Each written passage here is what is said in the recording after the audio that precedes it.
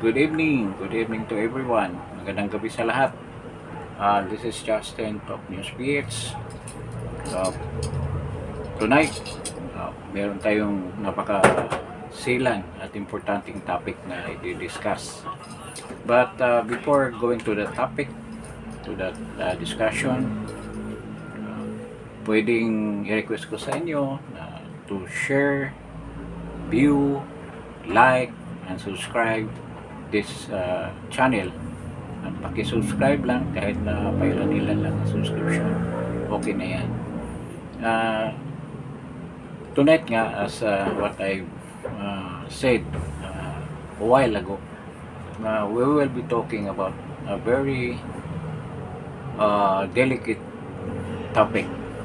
At actually, this is a scenario playing. Hindi naman talaga siguro ito mangyayari, but to have ourselves ready for any eventuality na mangyayari in the future with regards to our security at ang ating situation with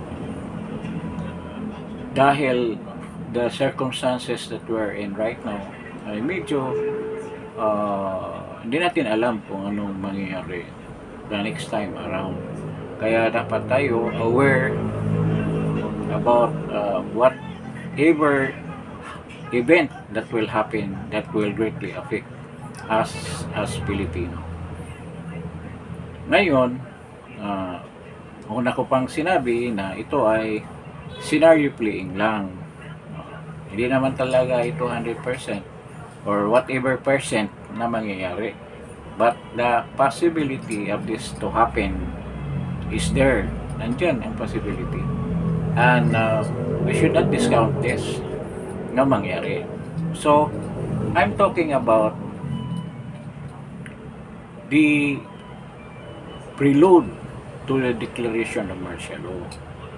Kasi alam ninyo, nung nangyari ang martial law before the People Power 1, wala talagang hinala ang karamihan ng mga mamamayan, lalo na ang mga oposisyon laban ni Marcos Sr. na mag-declare siya ng martial law. Some sectors are assuming na talagang with the situation that President Marcos Sr. was in during that time, the only option for him is to declare martial law para ma-perpetuate naman ang mapahaba yung yung hawak niya sa gobyerno. Yung ang history tells us that it lasted for almost 20 to 21 years. So ganyan. Itong senaryo ngayon, hindi pa ako tapos doon. Ang senaryo kasi noon, merong mga events na nangyari para sabihin na magiging justifiable ang pagdeklara ni President Marcos Sr. ng martial law during that time. Ang konstitusyon natin noon ay hindi pa yung konstitusyon ngayon. So iba yung konstitusyon na naging basihan ng pagdeklara ng martial law kaysa konstitusyon ngayon. During that time, isa sa mga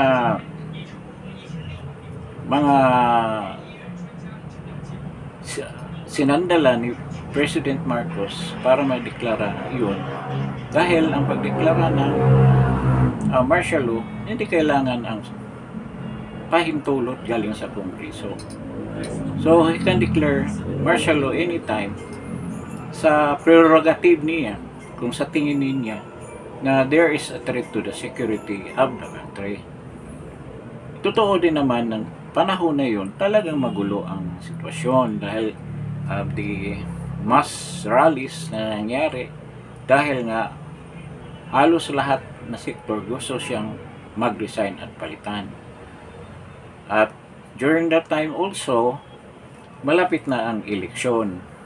And He's running for re-election kasi dati pwede ma-re-elect ang presidente. So, sa tingin niya, parang delikado siyang matalo. So, the only recourse na nasa isip niya is to declare martial law, at ang basihan niya doon yung ambush daw kay President Enrile diyan sa Wakwak. Kaya yun ang basis ng pag-declare ng martial law. Inambush yung sasakyan ni Secretary Enrile. Sabi pa nga nila, si Enrile rin ang architect ng that event. Siya nag-iisip kung paano may sa katuparan ang pagdeklara ng martial law. So, during that time kasi, hawak ni President Marcos ang military. Buong military hawak niya. Ang ano noon, aside from the AFP, nandyan yung PC, Philippine Constabulary, kung nasaan galing yan sina Ramos, si Lacson, galing dyan. Si ex-President Ramos galing sa PC, Philippine Constabulary. So, meron siyang nasandalan na maraming personnel or mga official sa military. Kaya, naisikat katuparan niya ang pagdeklara ng martial law during the time. So, ito naman ngayon, sa atin lang, we have to make an analysis kung paano, kung halimbawa, magkagipitan man, kasi we all know that there will be a rally this coming Monday, I think Monday, January 13. This is a massive protest rally, and they're also naming it as a peace rally. Pero wala naman kasing peace rally. You're demanding for something. I don't think na magiging peace rally yan. Just to parang i-cover lang kung anong real intentions of that rally. At ito ay pinaghandaan ng Malacanang. Kasi ng statement ni Brigadier General Jean Pajardo, ang kanilang spokeswoman ng police PNP, na nakahanda na sa utos ni General Marvel na asistihan ang INC sa kanilang gaganaping rally. But diyan naman sinabi nila nung nangyari yung QGC, ina-assist nila. Sa bagay, may hinahanap na gustong arestuin si Pastor. So, ibang sitwasyon ito ngayon. Ang rally na ito, ang tanong kung itong rally na ito ay magiging mitsa ba? Could this be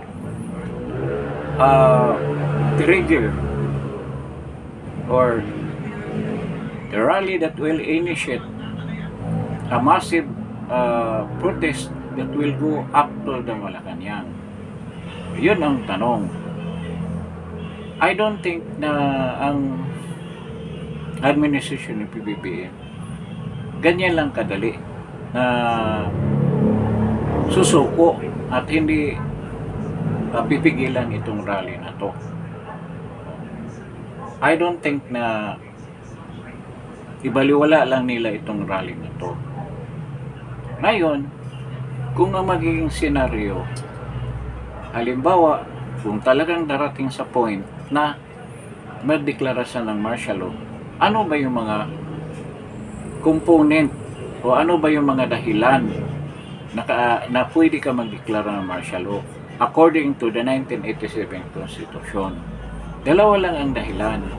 If there is invasion, mayroong isang mananakop na bansa na gustong sakupin ang Pilipinas at pasukin ng mga puwersa nilang militar, pwede ka dyan magdeklara ng martial law para lahat na resources ng bansa ay makontrol ng military para sa pakipaglaban sa mga dayuhan na pumasok sa bansa natin.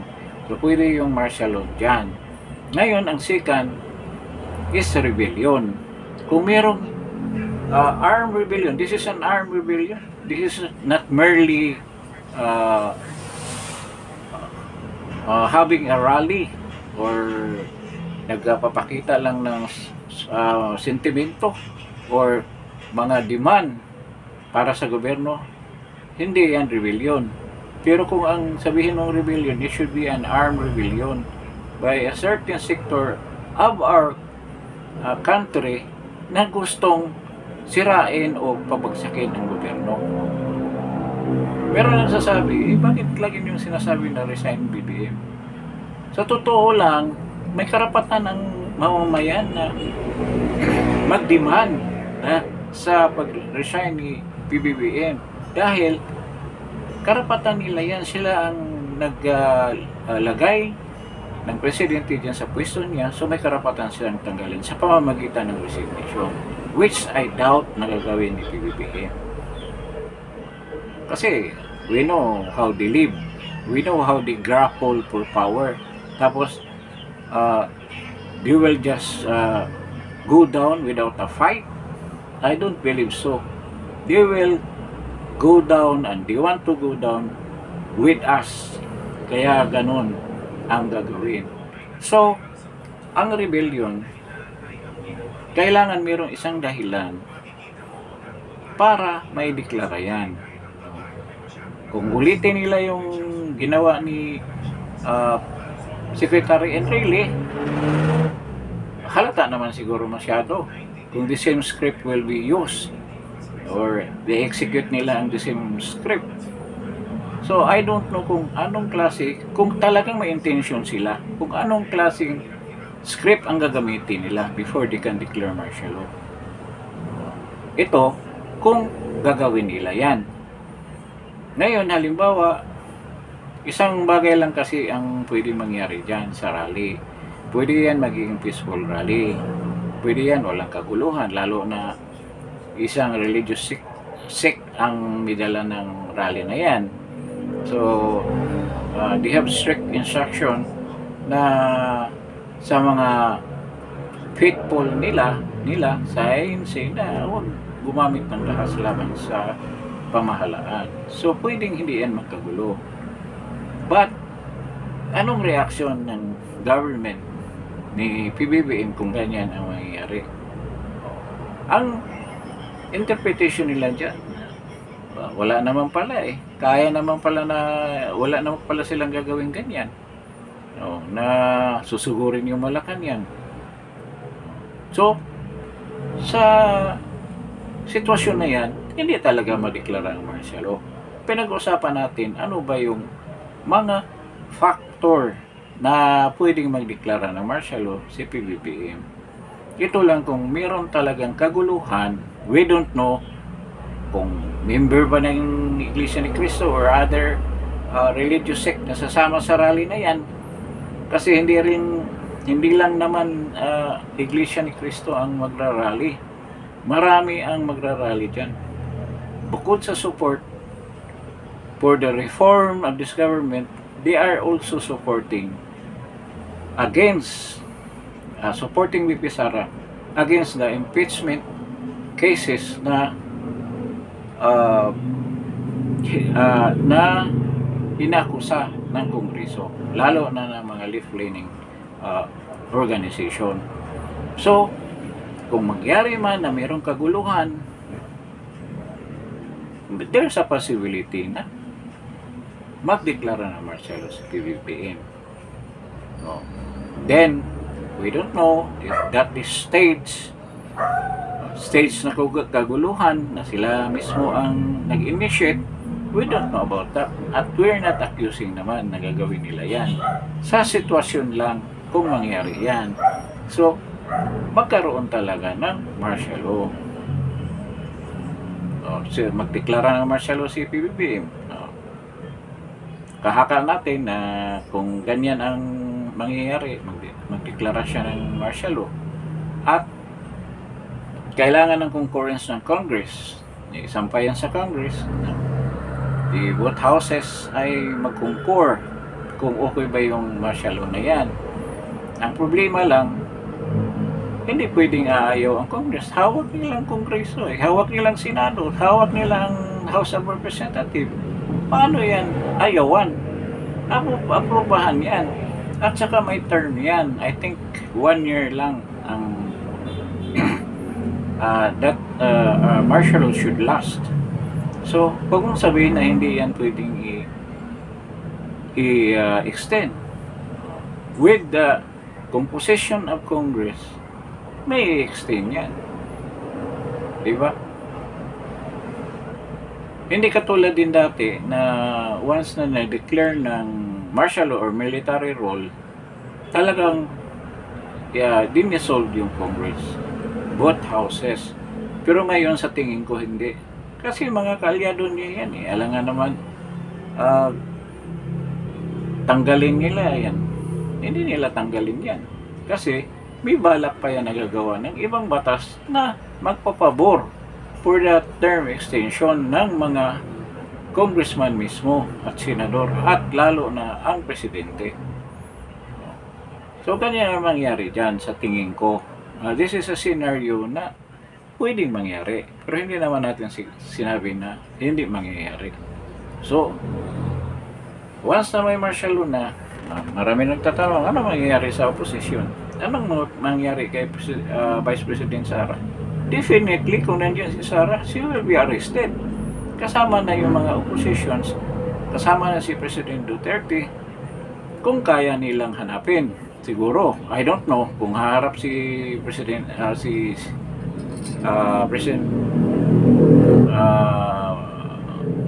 Duterte and VP Sara. I don't know kung ano mangyayari.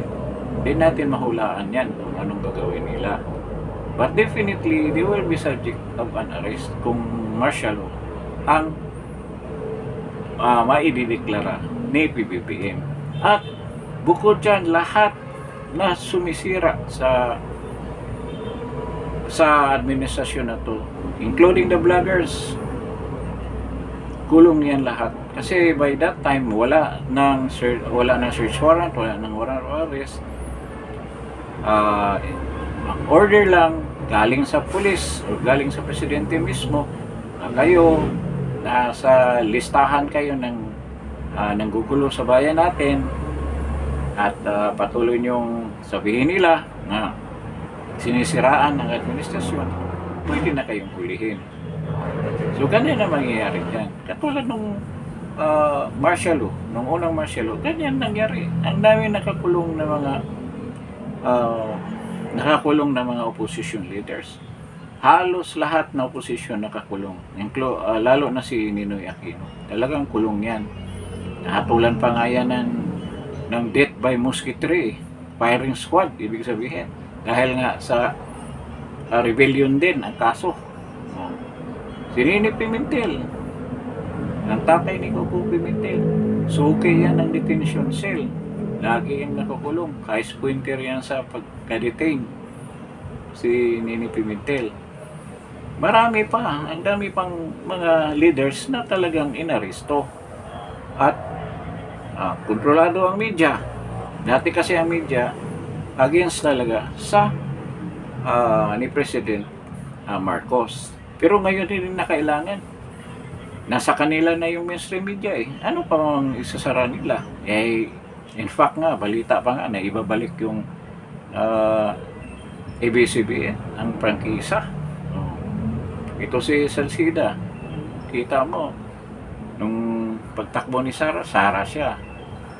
Saan na napunta yan? Ngayon, medyo malakas si BBM. Doon siya kay BBM. Ganyan yan. Ganyan siya kahunyango. So, ganyan ang mangyayari. So, kailangan handa tayo. Alam natin na ganyan ang gagawin. Ngayon, may swerte tayo dahil may social media na ina-anticipate natin. We are anticipating the events that will unfold. At this is one of the possibility na mangyari kung things get worse at hindi na makontrol ng gobyerno. We don't know kung it will be a dramatic script na mangyari. Kaya maideklara yung martial law. Kaya ang title, itong pangyayari na ito ay magiging prelude for the declaration of martial law. Possibly. But we're not saying na mangyari. Sana naman, huwag naman mangyari. Para hindi naman lalong magkahirap-hirap ang mga tao. Kasi kontrolado na nila ang lahat. Hindi ka na pwede magreklamo, pwede kang hulihin. Hindi ka pwede magpupunta sa korte. I don't know kung that time functioning pa ba yung Supreme Court. Kasi ang nangyari dati, marami nagpunta sa Supreme Court nung martial law ni President Marcos Sr. na walang right, walang karapatan at illegal yung pagdeklara ng martial law ni President Marcos Sr. Pero anong sinabi ng Supreme Court? Prerogative ni President Ferdinand Marcos Sr. ang pagdeklara ng martial law. Hindi sila makapag-decide. I don't know kung wala bang pressure from the executive ang decision na yan ng Supreme Court. So, kung ngayon yan mangyari, pwede ka magsampa ng reklamo sa Supreme Court. Lahat naman tayo pwede. Ang problema kung pakinggan yan. With the way that they handle the Supreme Court, kung naalala nyo yung Okada, which an open na yun na bribery, ano nangyari ngayon? Medyo nadungisa ng konti ang dangal ng Supreme Court natin dahil sa pangyayaring iyon. So, makikita natin na once na idedeklara nila yan, sa tingin ko, yan ang final option na gagawin nila. Kung talagang lulubha itong mga protest rally na mangyayari. Kasi hindi ako maniwala na ito lang ang magiging rally. Once this will start, I think maraming mga grupo dyan na they will make their protest also. I don't know kung gaano ka-massive yung aatin sa mga rallies na yan, but definitely tuloy-tuloy na yung rally na yan hanggang hindi natin malaman kung ano maging effect or ma-convince ba si PBBM na alis na lang sa pwesto. Sinabi ko nga kanina na edat kung mangyari yan, or pipilitin siya ng mga tao at talagang tatanggalin sa pwesto na yan. So mangyayari yung people power 3. Ngayon, people power 3. So, I don't know kung this January 13 kung mangyayari ba yan. Hindi natin alam kung anong gagawin ng government at anong maging reaction din ang pinaka-importanting component ng ating pakikibaka, ang military. If they will do something, they are asking kung kailangan ng mga tao magpahayag, lumabas na. This is it. Kung talaga kayong tapat sa inyong mga sinasabi, mga pahayag ninyo na discontentment, na disgruntled kayo sa gobyerno dahil sa mga maraming pangyayari na medyo naapektuhan yung inyong organization. So, this is the time. But I'm not encouraging you to do something. But I'm just reminding you of your mandate na protektahan ang mga tao at protektahan ang konstitusyon ng Pilipinas. So ngayon, anong nangyari? Kung ngayong Monday merong magkahulihan, dahil nga sigurado ako na marami talaga dyan, maraming ibang grupo dyan, no, na magkakatsawan, sisigawan, at mairita itong mga pulis at magsimula mag-aresto tulad ng nangyari sa QGC. Illegal ba yan? Illegal. Definitely illegal yan. Because we have the right to manifest. Ipapakita ang ating pagkadismaya sa pangyayari ngayon at ang inefficiency ng gobyerno ito sa pagdala ng bansa, lalo na ang kabuhayan ng mga tao, ang presyo ng mga bilihin, ang pagkontrol sa korupsyon within their ranks. Sobra ang korupsyon. Anong ginawa nila dyan? Ang budget, ginawa nilang gatasan para sa parating na eleksyon. So, klarong-klaro, kung hulihin ka man, illegal yan. At lahat tayo may karapatan na magreklamo. Pero, kung magdeklara siya ng martial law kaagad, siguradong makukulong ka. At ang nakakalungkot dyan, dahil hindi bukas ang ating korte.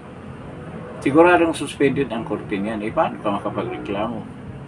Kung naalala ninyo, nung kapanahon na ng martial law, marami dyan mga yung iba, totoo talagang mga leftist, yung iba naman pinagdudahan na leftist, may supporter ng mga leftist. Maraming nawawala. Kaya nga yung disappearados, or those that disappear, na hindi na talaga nakita kailanman, yun ang subject sa isang habla doon sa US, na bibigyan sila ng remuneration or pera, yung mga kapatid, mga asawa ng mga nawala. Kaya sana naman hindi yan mangyari, na kahit na hihingi ka sa korte na ng demanda para ipapakita ang katawan mo kung buhay ka pa ba, hindi na yan mangyari kung mag-martial law. Kaya napaka-delikado na yan. So, buti kung tulad tayo ng South Korea na may korte pa rin naghahatol sa kanilang presidente na nagdeklara din ng martial law. Pero ngayon na-impeach dahil illegal pala ang pagdeklara ng martial law sa kanyang paraan. Kung dito, sinong papalag? Sinong magrereklamo? Tayo magrereklamo. Saan tayo dudulog? Yan ang malaking problema kung madeklara yung martial law. Sana naman itong January 13 walang malungkot, nakakatakot at masamang mangyayari sa mga taong gusto lang magpakita ng kanilang naramdaman laban sa administrasyon na ito at sa kanilang mga disenchantment, kanilang mga discouragement na tinamo dahil sa walang katuwiran na paglabag sa kanilang mga karapatan bilang mamamayan ng Pilipinas. So, I hope na itong senaryo na to hindi mangyayari. Kung mangyari man yan, para na rin sinunod ng PBBM ang yapak ng kanyang ama, at I'm sure na kung patuloy niyang gagawin yan, o talagang darating din ang time na yung fate niya, kung anong fate na nangyari sa kanyang ama na si Marcos Sr. ay mangyayari din sa kanya. So, I don't know kung saan ito hahantong. Sana naman maging peaceful lang yung rally na yan sa totoong pangalan na sinambit niya na this is a peace rally. Sana naman maganap yan. But the way the people are reacting, I've been talking to a lot of people at halos lahat galit na galit sa gobyerno. And I'm not saying na I'm not encouraging them na ganyan. But ang sentiment ng tao, kung anong nakikita nila, na-solidify na talagang dapat na talaga palitan itong pamahalaan na to. There should be a regime change, and I hope it will be a peaceful one, tulad ng yung nangyari na nakaraan, na they just voluntarily leave the country and went into an asylum in the US. But the way these people are handling their power, and they're exhibiting their power, and they're executing their power, I don't think na yung nga, they will not go down with their guns not blazing. Blaze of glory yan ang mangyayari niyan. Kala harapin nila ng sa salita pa, they will face the music brutally. Magiging ano yan, mangyayari yan. Kasi alam naman natin kung paano nila hinahandle ang bansa natin. At ganyan sila ka-confident na kaya nila ang mga ganyang klaseng rallies. So they have their cards down on the table. Kung hindi matuloy, ibig sabihin paspasan nila yung impeachment ni Bibi Sara. Kasi hindi nang materialize yung demand, yung protesta na yan, which is in support for the anti-impeachment move of the Congress. So kung walang mangyari dyan, talagang tuloy-tuloy na yung impeachment ni Sara. But kung itutuloy nila yan, sigurado rin ako na mga tao patuloy sa kanilang protesta laban sa impeachment na yan. Pwede hindi mangyari sa January 13 ang sa tingin ko na mangyari, but on the later days of this year, of this month or next month, something will happen. Kasi nandyan na nasimulan tutuloy-tuloy yan. And I know, alam naman natin, pasensya na lang sa ating mga pulis, men in uniform, na pinakita niyo yung kalupitan ninyo doon sa pag-handle niyo sa problema sa QOGC. Diba? Huwag sabihin na hindi niyo gagawin yan dito sa rally na to. Sana naman magkaroon din kayo ng kunting konsensya man lang at konsiderasyon. Napabayaan lang ninyo ang mga tao maghayag sa kanilang mga sentimento, sa kanilang mga hinanakit at hinaing sa ating gobyerno para gagawin ang kabutihan. Pero para sa akin, too late the day na yan. Kung ginawa pa yan, di matagal na. Ngayon pa, naiilang taon na lang sila. So sa kanila, sa administrasyon na to, it's merely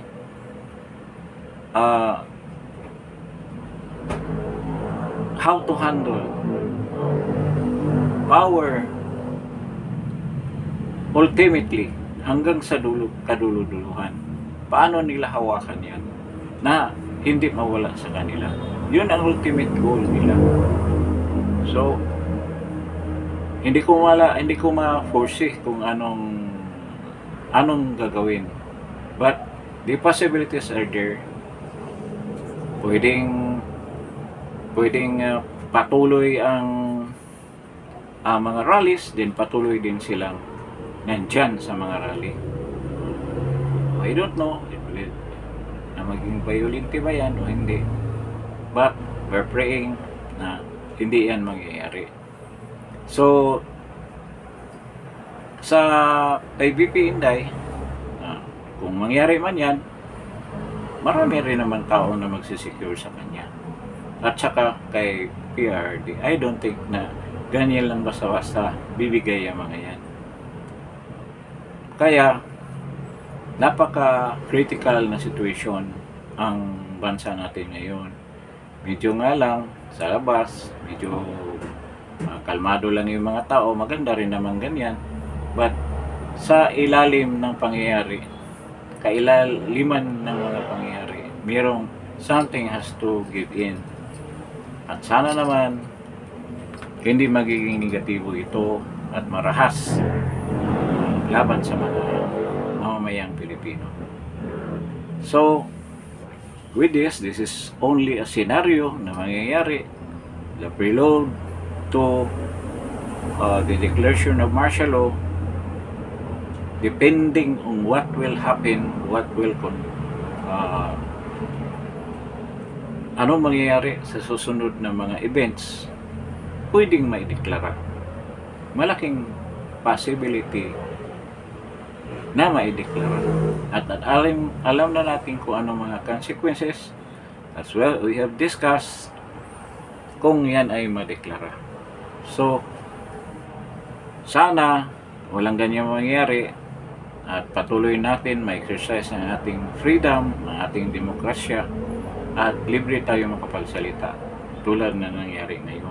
Kahit na matindi ang kahirapan ng mga tao na nasa sa mababang kategorya ng ating lipunan, at sa tingin ko kung hindi ito matitigil, patuloy pa rin ang paghihirap nila hanggang lugmok na sila sa kahirapan. So for tonight, ito yung lang ang magiging topic natin. Sinabi ko pa nga nung una na this is a very serious and critical topic, at kung pag-iisipan mo, totoo naman talagang napaka-critical ang situation natin. So with this, magandang gabi sa inyo. I hope you're enjoying your night and hoping that you will like, share, and subscribe, kahit pa isa na subscription with this channel. This is Justin Talk News Speeds, and see you in my next broadcast.